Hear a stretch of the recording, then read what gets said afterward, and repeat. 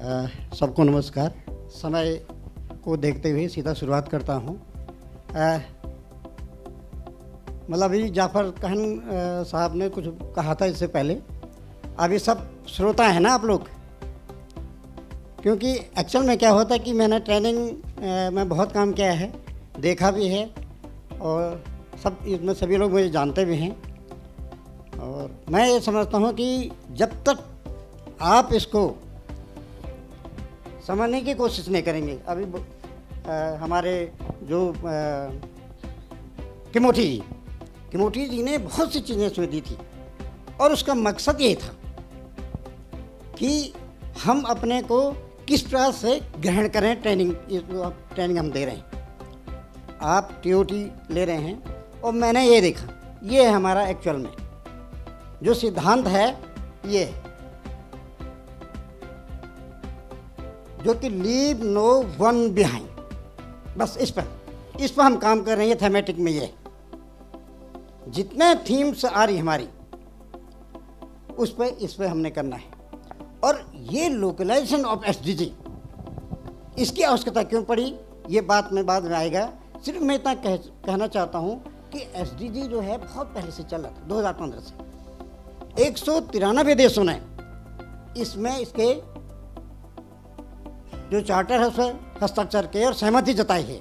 उसमें भारत सरकार भी एक है, ठीक है, ये सब आप जानते हैं। और देखा कि 2020-21 तक इसमें कुछ हुआ ही नहीं, और हुआ भी तो उसका पता नहीं। सबसे बड़ा कि अभी पीडीआई क्यों है और भारत सरकार ने क्यों सोचा कि ये पंचायत डेवलपमेंट इंडेक्स जब तक हमारे पास नहीं होगा तब तो हम समझ नहीं पाएंगे हम कहाँ तक पहुँचे। और हमको यही तो उनको बताना है। किसको बताना हमने? भाई हमारे पास कौन लोग हैं, किसको आप ट्रेनिंग देने वाले हैं? किसको देने वाले हैं? पंचायत प्रतिनिधियों को देने वाले हैं, कर्मचारियों को देने वाले हैं जो इस सिस्टम से जुड़े हैं और जिन पर ये दायित्व दिया गया है। अगर हम उनको ये समझा पाएं कि हमें जो है अपने, अभी मैं प्रधान जी के थोड़ा सा उसी पर चले जाता हूँ। मुझे प्रधान जी के लिए तो एक बार बलोदी जी के लिए तालियां बजनी चाहिए, बहुत अच्छे ढंग से। बस ऐसे ही प्रधान हमने पैदा करना है और ऐसे प्रतिनिधि हमें चाहिए जो अपना भी दिमाग अप्लाई कर रहे हैं, जो नहीं कर रहे हैं कि साहब इतना रुपया आ गया, इस रुपये का क्या करें, कुछ नहीं बनता, बांट दो। तो यहाँ पर उन्होंने कहा कि जीपीडीपी भी ये कहती है कि एक विजन है। ये विजन है, मैं अपनी गांव पंचायत को कैसा देखना चाहता हूँ, ये तो बताना हमने प्रधानों को, प्रतिनिधियों को, कर्मचारियों को, जो उससे सिस्टम से जुड़े हुए लोग हैं। और जब कैसा देखना चाहेंगे तब सोचेंगे ना, वो पानी भी चाहे, बिजली भी चाहे, स्वास्थ्य भी चाहे, शिक्षा भी चाहे और बहुत सी चीज़ें हैं, महिला हितैषी चाहे, बाल हितैषी चाहे, सब चाहिए हमें, सब कुछ चाहिए। तो कैसे चाहे, तो उसके लिए लक्ष्यों का निर्धारित होगा, एक टारगेट दिमाग में आएगा। हमारा जो गांव सभा की बैठक है, गांव पंचायत की बैठक है, गांव पंचायत में जो है मंथन होगा इसमें कि हमने इस लक्ष्य तक जाना है, तो हम करेंगे क्या? तो हम क्या करेंगे? हम एक लक्ष्यों का निर्धारित टारगेट बना देंगे और हमने यही बताना है, हमने ज़्यादा नहीं करना है। हम बहुत तकनीकी उसमें जाएंगे, हाईली तकनीकी भाषा का प्रयोग करेंगे, उनकी समझ में कुछ नहीं आएगा। एक साधारण भाषा में उनको बताना है कि हम लक्ष्यों का निर्धारित करेंगे, बताएंगे भाई क्या क्या हमको करना है, एक प्लान, और उन लक्ष्यों के पूर्ति के लिए एक प्लानिंग करेंगे। और वो प्लानिंग क्या है? प्लानिंग? जीपीडीपी, बस ये हमने देखना है। और जीपीडीपी में क्या है? एक तो हमारे सबका साथ सबका विकास है और उसमें हमने ही देखना है लीव नो वन बिहाइंड। तो ये बातें जो हम कह रहे हैं कि थीमेटिक जीपीडी की बात आ रही हमारी, हम कह रहे हैं कि भाई लोकलाइजेशन और एसडीजी क्यों हुआ, तो 193 देशों के इंडिकेटर जो है बिल्कुल अलग अलग हैं। आज हम उत्तराखंड में हैं तो हमारे बिल्कुल अलग है, भारत देश की कुछ अलग है तो अमेरिका की कुछ अलग होगी। तो उसको देखते हुए इनको लोकल स्तर पर कैसे इनके लक्ष्यों की पूर्ति की जाए, तो उसमें कभी कभी हम अंतर पूछते हैं कि भाई एसडीजी और एलएसडीजी में क्या अंतर है। ये सिर्फ इतना अंतर है कि इसको लोकलाइज किया गया है, इसमें इसको इस ढंग से किया गया कि ताकि लोकल इंडिकेटर इसमें डाले गए, ताकि उसके हिसाब से हम उसमें गांव पंचायतों की भूमिका क्या है, लोकल इंडिकेटर क्या होंगे, इन सब को देख के हम जो है इसको हमने लोकलाइजेशन ऑफ एसडीजी भारत सरकार पंचायत राज मंत्रालय ने इसको जब 2021 में इसको लागू किया गया, उसमें प्रारंभ किया गया। थीम में बहुत है, 9 थीम है। इसको मैं नेक्स्ट चलो अगला, ये 9 थीम इन्होंने बता दी थी, लेकिन इसमें आप देखिए क्रम से चलेगा इसमें, लेकिन जैसे कि पहले बताया गया था, पूनम मैडम ने बताया कि इसमें आज कोई क्रम का बात नहीं कि पहले वाला क्यों नहीं हुआ, 7वां क्यों हो गया, वो सब हमारा दूसरी ट्रेनिंग भी चली कल से, तो सब कवर होंगे इसमें। और मैं जब एक सब्जेक्ट पर जाता हूँ कि सामाजिक रूप से सुरक्षित गांव थीम 7, लेकिन मैं ये नहीं कहूँगा कि मैंने बाढ़ तैसी छोड़ दिया, या मैंने महिला तैसी छोड़ दिया, या मैंने स्वस्थ गांव छोड़ दिया। कारण क्या है? कारण क्या है? ये क्रॉस कटिंग नेचर के हैं सारे के सारे, ये पारस्परिक संबंध के आपस में, एक थीम दूसरे से जुड़ी हुई है। अगर मुझे सामाजिक रूप से सुरक्षित गांव पूरा करना होगा तो मुझे महिला तैसी गांव भी पूरा करना होगा उसमें, मुझे जो है स्वस्थ गांव भी चाहिए उसमें, मुझे गरीबी मुक्त और उन्नत आय का गांव भी चाहिए उसमें, मुझे उसमें जल पर्याप्त गांव भी चाहिए, मुझे स्वच्छ और हरा भरा गांव भी चाहिए, और मुझे आत्मनिर्भर बुनियादी ढांचे युक्त गांव भी चाहिए। आप समझ रहे हैं ना बात को?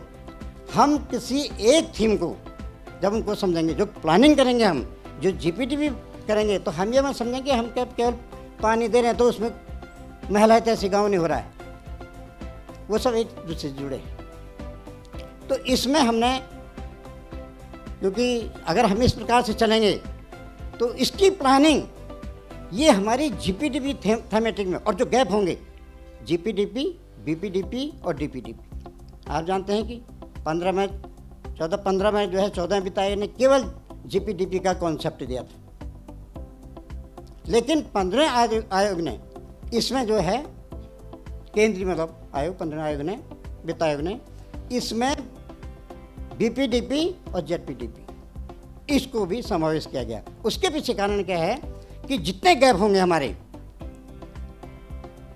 यानी कि गांव पंचायत स्तर पर जितने भी योजना गांव पंचायत स्तर की होगी वो सब जीपीडीपी का हिस्सा बनेंगे। और अंतर्ग्रामीण जितनी योजनाएं होंगी वो किसका हिस्सा होगी? ब्लॉक पंचायत की। या कोई ऐसा गैप छूट गया जो कि जीपीडीपी में ना आया हो, उसको हम बीपीडीपी में लेंगे। और अंतर विकास खंडी किस में आएगा? जिला पंचायत विकास योजना में। या कोई ऐसी बड़ी योजना है या कोई ऐसा गैप है जो दोनों पंचायतें टेकअप न कर रही हो, उसको चुन लेना है।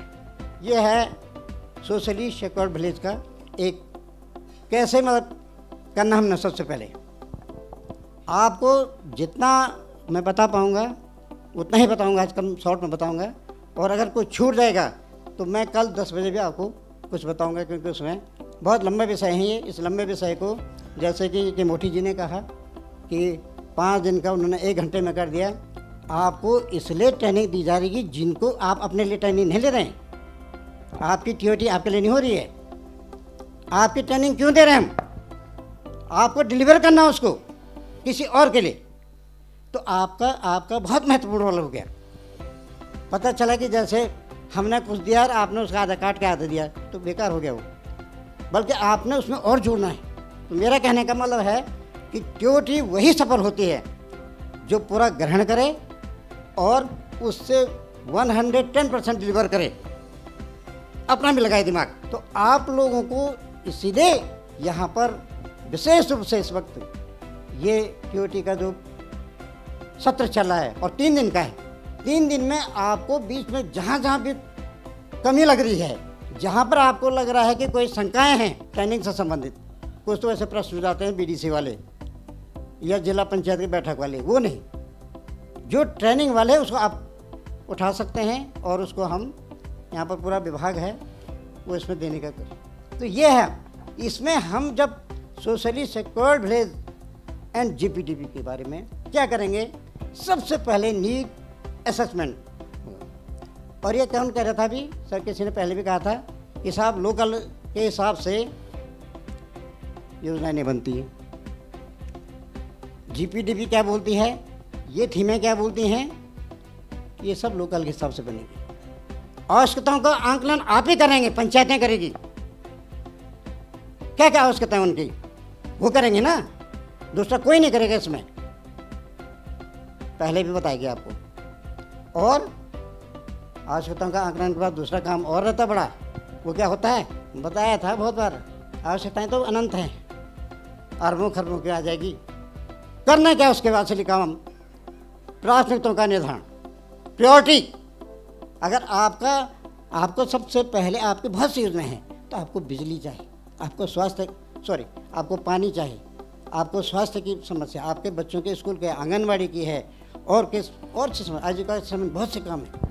तो आपको इसमें इनको ये बताना है कि आवश्यकताओं का आंकलन भी करेंगे आप, वहाँ पर छोड़ेंगे नहीं कुछ नहीं। यहाँ क्या होता है, पहले बांध देते हैं कि 1 लाख रुपया है या 6 लाख रुपया है, 6 लाख की योजनाओं के निकालो, उससे आपका आवश्यकताओं का आंकलन नहीं होता है, उससे पंचायत का रिपोर्ट कार्ड नहीं बनता है, और उससे पंचायत उस बात को नहीं पहुंचती आगे तक कि मेरा छोटा क्या है। हम तो कहते हैं एक एक प्रधान से कहिए, एक एक प्रतिनिधि से कहे कि जब अब होने वाला अगले साल, तो जाते वक्त आपके पास आपका एक रिपोर्ट कार्ड होना चाहिए कि 5 साल में आपने आवश्यकताओं की कितनी आवश्यकताएं थी आपकी, और कितना पूरा करके अगले को 4 दे के जाए कि ये करके गए हम, और ये छूट गया हमसे, ये रह गया, ये हमारी प्लानिंग में आगे होगा। और जब तक ऐसा नहीं होगा तब तक ये चलता रहेगा, ट्रेनिंग का कोई मतलब नहीं रहेगा। तो हम यहाँ पर ये बहुत महत्वपूर्ण पहला बिंदु, नीड असेसमेंट। और उसके बाद क्या है, इनकी भागीदारी है, फ्रंट लाइन वर्कर्स की और कम्युनिटी की भागीदारी। इनकी भागीदारी होगी ना इसमें, इनकी भागीदारी होगी। अगला क्या है, अवेयरनेस कैंपेन, जैसा अभी बताया गया था।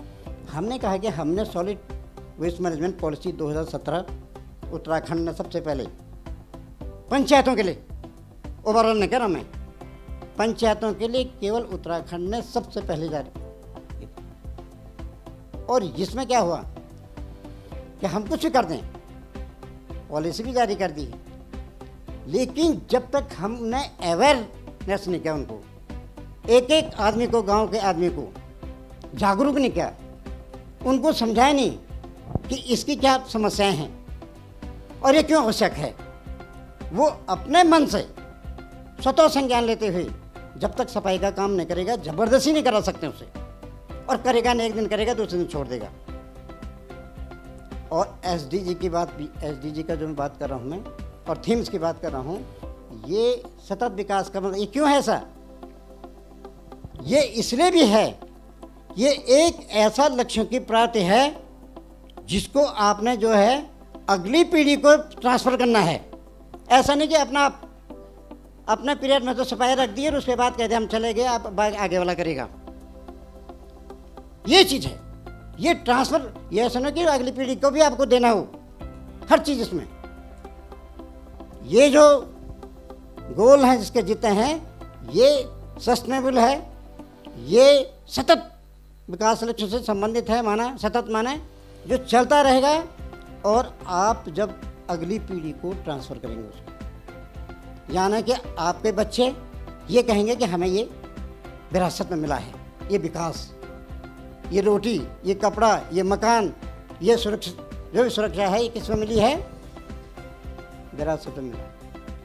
यानी कि हम देख जा रहे हैं उनको, उसका माहौल बनाना पड़ेगा, उसके लिए हमने अवेयर करना पड़ेगा, एक पूरा कंपेनिंग करनी पड़ेगी, समझाना पड़ेगा लोगों को, बैठकों में जाके जैसे हम जाते हैं। ये तो पता ना उनको, हमने भैया आप पूरी पंचायत में जाए, उसमें कोई पैसा नहीं लगता। भी प्रधान जी ने कहा, हमने कई बार कहा लोगों से कि किस चीज़ में तो पैसा नहीं लगता है, इसमें कोई पैसा, लो कॉस्ट, वही बात आ गई, लो कॉस्ट और नो कॉस्ट एक्टिविटीज़, ये भी सिलेक्शन करना हमने। कई एक्टिविटीज़ ऐसी हैं, वो अभी आएंगी, उसको बता दूंगा मैं बाद में। और कमेटियों का सशक्तिकरण, जितनी हमारी स्टैंडिंग कमेटी हैं स्थायी, कितनी हैं, 6 हैं, तीनों स्तर की पंचायतों में 6 हैं उत्तराखंड में। तो उनको क्या करना है, सशक्त करना। इसके अलावा और कमेटियाँ हैं, केवल वही कमेटी की बात नहीं कर, ये तो हुई हमारे एक्ट की कमेटियाँ, उसके अलावा भी पेयजल वाली समितियाँ हैं, वाटर सैनिटेशन कमेटी हैं, और भी कमेटियाँ हैं, तो उनको भी हमने सशक्त करना है। अब प्लान एंड इम्प्लीमेंट, अब इसका जो है जो प्लान है इसको इम्प्लीमेंट करना है। जो प्लान हम बना रहे हैं इन सबको देके जीपीडीपी के लिए, और फिर है मॉनिटर। इसकी मॉनिटरिंग भी बहुत आवश्यक है। हम क्या करते हैं कि जैसा प्रधान जी कह रहे हैं कि हमने इस ढंग से किया, लोग विरोध भी करते हैं, और जब तक हम किसी चीज़ की मॉनिटरिंग नहीं करेंगे, एक सिस्टम रखेंगे पंचायत में भी, तब तक जो है सफल नहीं होगा ये बात। तो प्लान में हमने क्या रखा था, हमने क्या काम किया, उसकी मॉनिटरिंग होनी बहुत आवश्यक है। अगर हम उसको नहीं करेंगे, असेसमेंट नहीं करेंगे, तो कैसे पता चले कि हमने क्या किया और कौन इसको देखेगा। तो इसलिए ये पार्ट इसका बहुत आवश्यक है। नेक्स्ट, जैसे कि हमने कहा, आप देख लीजिए, इसमें शॉर्ट में बता देता हूँ। सामाजिक सुरक्षा प्रणाली यह सुनिश्चित करने के लिए आवश्यक है कि कोई भी पीछे न छूटे। यानी कि हमने ही देखना है, चाहे हमारी गांव पंचायत में कमज़ोर तबके का जो आदमी है, चाहे एससी का है, एसटी का है, विकलांग है, वृद्ध है, महिला है, बच्चे हैं, और भी इस प्रकार से उन सब को जो है देखना सबसे पहले, और ये काम है पंचायत का। हम उनको देखेंगे कि भाई क्या इस गांव पंचायत में कितने ऐसे लोग हैं कि जिनमें जो है जिनके पास आवास नहीं है, कितने ऐसे लोग हैं कि जिन पे खाने के लिए रोटी नहीं है, कितने ऐसे लोग हैं कि जिन पे पहनने के लिए कपड़े नहीं हैं, कितने ऐसे लोग हैं कि जिन पे रहने के लिए मकान नहीं है। बात होगी और भी चीज़ें। अभी तो हम प्राइमरी से आ रहे हैं, उसके बाद अगला स्टेप होगा उसके बाद, तो हम देखेंगे कितने बच्चों के लिए स्कूल जाने के लिए नहीं है। तो आंगनवाड़ी सेंटर है, स्कूल है, स्वास्थ्य सुविधाएं हैं, और इस प्रकार से चलते रहेंगे आगे आगे। फिर रोजगार के साधन हैं, फिर आगे आगे हम बढ़ते रहेंगे हर स्टेप पे। तो पहला स्टेप, सबसे पहले उनको अपलिफ्ट करना। किनको? हाँ, जो सबसे गरीब हैं। मतलब आप समझ रहे हैं ना बात को? अगर आप समझ रहे हैं तो ये उनको बताना है कि पंचायतों को इसमें क्या करना है। इसे लिखा हमने, बेरोजगारी है, सामाजिक बहिष्कार है, बीमारी है, विकलांगता है, वृद्धावस्था जैसे आर्थिक और सामाजिक जोखिमों को प्रबंधित माने मैनेज करना। उनको प्रतिबंधित तो आप वृद्धावस्था को नहीं कर सकते हो, लेकिन उसको मैनेज करके उनके लिए सुविधाएं देने की बात होती है इसमें, ये कर सकते हैं। और उनका क्षमता वर्धन करना, गरीब और असमानता को कम करने हेतु डिजाइन की गई नीतियों और कार्यक्रमों का निर्धारण शामिल है इसमें, ये भी हमको करना होगा उसमें। नेक्स्ट है, इस कार्यक्रमों में अवस्थापना सेवाएं यानी कि जो इंफ्रास्ट्रक्चर है और सर्विसेज हैं वो सारी शामिल हैं इसमें। ये मैं पहले भी कह चुका हूँ। अब हमारा इसमें करना क्या, हम एक प्रकार से गांव में रहने वाला हर व्यक्ति, कमज़ोर तबके का हो चाहे दूसरा हो, उसको क्या होना चाहिए, एक सुरक्षा महसूस होनी चाहिए। उसे महसूस करे कि अगर मैं इस गांव पंचायत में रह रहा हूं तो वो सिक्योर समझे, सामाजिक रूप से, आर्थिक रूप से, और भी जो भी साधन हैं वो इस बात से महसूस करे कि हम जो हैं सुरक्षित हैं इसमें। और अपना महसूस होना है। मैं नहीं कहूँगा प्रधान जी कहेंगे मेरे गांव में सब ठीक ठाक है, वो नहीं, बल्कि वो कहेंगे, एक एक गांव का एक एक व्यक्ति जो है, एक एक परिवार कहेगा कि हम सामाजिक रूप से सुरक्षित महसूस करें अपने को। तो तब जाकर हम मानेंगे कि यह उन समूह को भी संदर्भित करता है जो कठिनाई में हैं और कमजोर और सामाजिक दृष्टिकोण पहुंच की कमी के कारण छूट सकते हैं। और वे कोविड महामारी के दौरान स्थानीय समुदायों द्वारा कमजोर और प्रभावित निवासियों के लिए सकारात्मक कार्रवाई का महत्व और मूल्य पंचायत राज संस्थाओं को व्यापक रूप से स्वीकार किया गया था उस वक्त। आप जानते हैं कि कोविड में पंचायत राज संस्थाओं ने बहुत से महत्वपूर्ण काम किया था और सबको पता है, सारे ग्राम प्रधानों ने, सारी पंचायतों ने इसमें एक महत्वपूर्ण काम किया था उस वक्त। और जब कोविड हुआ था उसी प्रकार से, क्योंकि कारण क्या रहा उसके पीछे, क्योंकि जो स्थानीय पंचायत प्रतिनिधि हैं, जो स्थानीय पंचायत के लोग हैं, वो वहाँ पर वहीं के निवासी हैं और वो वहाँ की समस्याओं को अच्छी प्रकार भली भांति जानते हैं और जब वो उसकी समस्या को भली भांति जानते हैं तो उनके समाधान की रास्ते भी उनके पास हो सकते हैं और उन्हीं के पास होते हैं और उन्हीं को ही ये करना है। और इसलिए पंचायतों को जो है ये रोल दिया गया है। नेक्स्ट, हाँ, अब यहाँ पर आते हैं।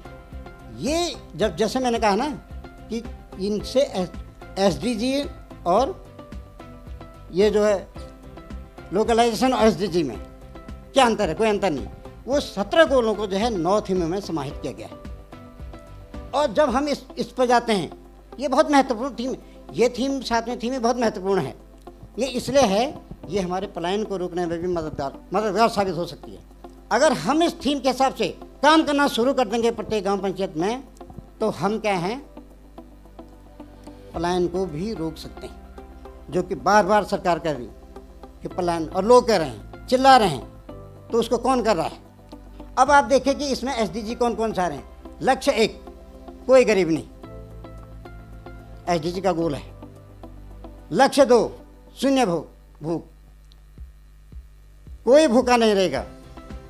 अब जो कमजोर वर्ग की बात हो रही थी ना, जो मैं अभी तक समझा रहा था आपको, तो इस पे काम होना है इसमें। तीसरा, अच्छा स्वास्थ्य और कल्याण, ठीक है। चौथा, गुणवत्ता शिक्षा, गुणवत्ता माने शिक्षा तो है ही, लेकिन क्वालिटी एजुकेशन, खाली शिक्षा नहीं। हम क्या करते हैं कि स्कूल में गए और आ गए, शिक्षा तो कहीं शिक्षक नहीं है, कहीं कुछ नहीं, कहीं स्कूल नहीं है, कहीं पर टॉयलेट नहीं है, कहीं पर पानी नहीं है। इन सब को जोड़कर क्वालिटी एजुकेशन, यानी कि केवल शिक्षा नहीं, इस पर ध्यान देना है। नेक्स्ट, लैंगिक समानता, जेंडर इशू की बात अभी बहुत हुई, प्रधान जी भी कह रहे थे, सभी कह रहे थे और हम भी कहते रहते हैं। लेकिन यहाँ पर सामाजिक रूप से सुरक्षित गांव बनाने के लिए हमको लैंगिक समानता पर भी ध्यान होगा। जेंडर इक्वलिटी, महिला और पुरुष समान रूप से भागीदारी करें विकास में और उनको समान समझा जाए, वहाँ पर उनको सारे वो अधिकार दिए जाएं जिनके क्यों हकदार हैं और जो होने चाहिए उनको। और आप तो जानते हैं कि प्रति क्षेत्र में हमारे उत्तराखंड में अर्थव्यवस्था की रीढ़ है महिलाएं, सारा वही करती हैं, लेकिन उस प्रकार से उनको समानता नहीं मिलती है। सारा काम तो वही करेंगे और समानता की बात आएगी तो फिर अंतर आ जाता है। तो इस ओर भी बढ़ना होगा और इसको कौन बढ़ाएंगे? पंचायतें बढ़ाएंगी। और कैसे बढ़ाएंगे? अवेयरनेस करके, समझा के, प्लानिंग करके, ये बजटिंग करके। छठा गोल इसमें है स्वच्छ जल और स्वच्छता। अगर ये होगा तो सिक्योरिटी भी तो होंगे, अभी जल भी तो चाहे, और वो भी कैसे चाहे? स्वच्छ जल चाहे। एक जल होता है कि हाँ पानी पहुंचा दिया, और एक जल कैसा होता है? स्वच्छ होगा, पीने लायक होगा। पता चला कि पानी ऐसा दे जाए कि सब बीमार हो गए, पानी पहुंचा दिया हमने। तो ये देखना होगा क्या हम स्वच्छ जल दे रहे हैं कि नहीं दे रहे हैं, तो ये इसमें देखना पड़ेगा। एक उसके बाद है सस्ती और स्वच्छ ऊर्जा। सस्ती ऊर्जा और नवीनीकरण ऊर्जा की बात करते हैं हम यहाँ पर। नवीनीकरण ऊर्जा माने गैर परमाणु, सोलर ड्राई हो गया, पानी का हो गया, और भी कई लाइट हैं, ये सब हो जाएंगे इसमें, ठीक है ना। तो ये भी हमने देखना है। ये सारा प्लान कैसा हमारा, अगर हमने सोसाइटी रूप से सिक्योर विलेज करना है तो हमने इन पर ध्यान देना है। नेक्स्ट, लक्ष्य 8 इसमें है। ये 7, 1, 3, 4 इसमें थीमें ऐसी हैं कि जिसमें मैक्सिमम एसडी जो हैं कवर होते हैं। उसके पीछे कारण है। कारण अगर आप बाद में पूछना चाहे कल पूछ लेना मुझसे। आप 10 बजे से मेरा फिर कल एक आपके साथ एक वार्ता है, उस वार्ता में मैं आपको डिटेल में इसमें बताऊंगा। आर्थिक विकास एवं रोजगार सृजन, किसी भी गांव पंचायत को सोशली सिक्योर विलेज बनाने के लिए हमें उसके आर्थिक विकास और रोजगार सृजन करना होगा वहाँ, और लोकली करना होगा, ताकि लोग बाहर ना भागें। और मैंने कहा नहीं, उसको महसूस हो रहा कि मैं सामाजिक रूप से सुरक्षित हूँ यहाँ, तो उसको महसूस होना है जब उसको रोज़गार मिलेगा। और रोज़गार कैसा है? एक कंटिन्यूस वाला रोज़गार, एक दिन का रोज़गार नहीं, एक दिन की रोटी नहीं, एक दिन का कपड़ा नहीं, एक दिन का मकान नहीं। और जैसे मैंने कहा लगातार चलेगा, लगातार, या कुछ दिन का नहीं। ये उसके पास से एश्योर हो गया, एक प्रकार से उसको ये दिमाग में आ गई और उसको महसूस हो गया कि मुझे इस गांव में सब कुछ मिल रहा है, तो मैं बाहर क्यों जाऊँ। जब मुझे रोज़गार भी मिल रहा है, शिक्षा भी मिल रहा है, स्वास्थ्य भी मिल रही है, सामाजिक रूप से सुरक्षित महसूस कर रहा हूँ मैं, तो मैं यही कुछ अपना कारोबार क्यों ना करूँ। तो तभी होगा, ये हो गया। और अवस्थापना, विकास और औद्योगिकरण एवं नवाचार, इनोवेटिव वर्क, ये भी इसमें होना है, समझ गए आप। कम असमानताएं हैं, लक्ष्य 10 है। लक्ष्य 16, शांति, न्याय और मजबूत संस्थान। यह सबसे बड़ा महत्वपूर्ण है इसमें, मतलब सभी महत्वपूर्ण है, ये भी एक महत्वपूर्ण है, क्योंकि अगर वहाँ शांति रहेगी, न्यायपूर्ण वातावरण होगा, सबको न्याय मिलेगा और मजबूत संस्थान होंगे वहाँ पर सारे, इस प्रकार के जो भी स्ट्रक्चर हैं, तो वो क्या है, वहाँ रहने में महसूस करेगा सुरक्षित अपने को। और लक्ष्य 17, ये सब पे, ये लास्ट है। ये कोई भी थीम है, हर थीम में जो है लक्ष्य 17 उससे बिल्कुल सब पे लागू होता है, क्योंकि ये जब तो हम ये नहीं करेंगे, कार्यान्वयन है, भागीदारी है और सहभागिता है। ये क्या है, ये सबकी सहभागिता होनी है, सबकी भागीदारी होनी है समान रूप से, और इसका क्रियान्वयन भी प्रॉपर होना है इसमें। आज इतना ही, बाकी कल। धन्यवाद।